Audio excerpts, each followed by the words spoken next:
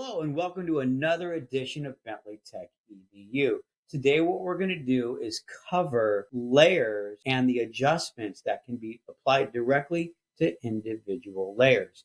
You can see right now I have a daisy image and I also have a Thomas Jefferson image. The first thing I'm going to do is go down to the bottom. You'll see a little half moon shape right there. If I click it, you'll notice I see invert, posterize, threshold, and a whole bunch of other great adjustment layers. Now, solid color, gradient, and pattern, I don't find very interesting, but the others like brightness, contrast, levels, and exposure, very, very useful. Let's just start with something easy like invert. Now, you'll notice it's a white background with a beautiful bronze statue. If I give this an invert, all of a sudden, the white background now becomes black, and the light area of the statue of Thomas Jefferson becomes much darker. So I'll wink it off before and after. That's a very simple invert. That's how easy it is. There's no adjustments to be made.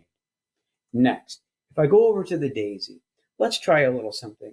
What I'm going to do is I'm going to first cover the exposure. As I hit the exposure, I'm just going to bump it up a little bit just to give a little bit of contrast into the color. Now, I'm not as interested in the exposure tab as the levels. Now, the reason I'm showing you this is the levels I find to be incredibly powerful. But you'll notice these little striped lines on here. What's happened is the exposure tab has completely eliminated a bunch of the data embedded in the image. So if I wink it off, you'll see that immediately the color is different, and obviously the flow chart, the histogram has gotten better. Normally what I do with levels is I push one side over a little bit and I push the other side over a little bit, and that's pretty much all I do. If I was to give it a little bit more exposure, the lines would go gray again. I find levels to be an excellent way to adjust whites and blacks specifically. So if my colors aren't turning out very good, I always hit it with a little bit of levels. Okay. We'll throw these into the trash. And I'm going to get a posterize. Posterize is so simple to do. Wow, it's done. It's got 4 levels of color. The further up you go, the more refined the image and the better the detail. If I was to take it down to, say, 3, you can see, obviously, there's a lot fewer colors. 2, even fewer. By default, it generally comes in at a 4. So we've covered invert, posterize. Let's try threshold. What I'll do is I'll go to my Thomas Jefferson image, and this time I'm going to throw away my invert, and I will give it a very quick threshold.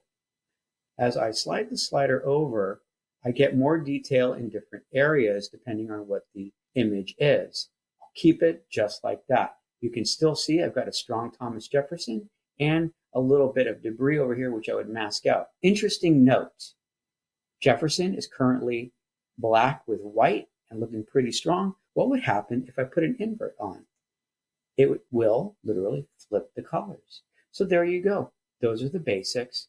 Now what I'm going to do is put these 2 images into a final document. All right, so I'm going to make a brand new document. You can see that it's 8 by 10 at 150 resolution.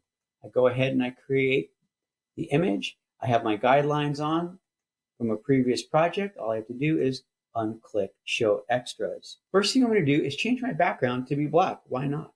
Alt backspace to fill. Next, I'm going to pull this off, and I'm going to drag both of these items into my new document, and they appear.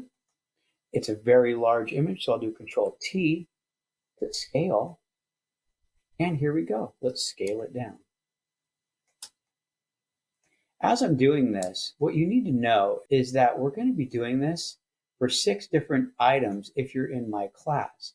More importantly, I need to show you one of the classic mistakes that can happen.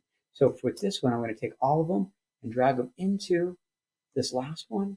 And again, do a Control T, and I'm going to scale.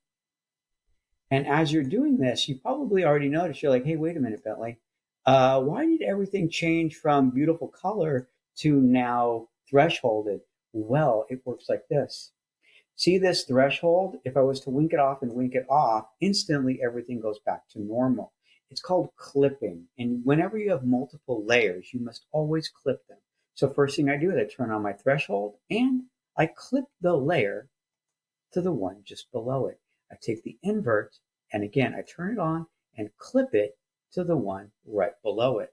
It turns out all layer property adjustments have this clipping, and I would highly recommend that you do this. Let's try one last cool feature. I'm going to double click. And what I'm going to do is put a stroke outline around the outside. We'll make it a very simple color. We'll go with insides to keep it square.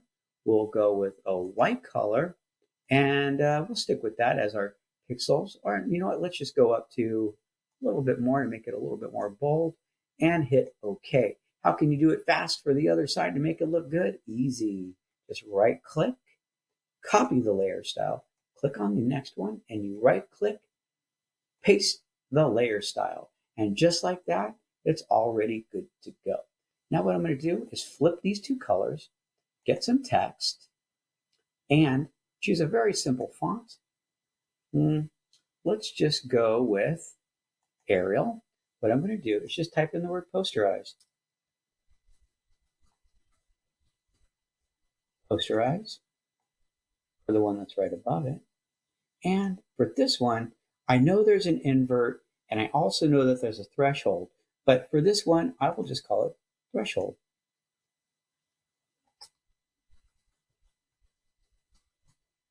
And if I was going to do an invert, I'd probably put it on a different one.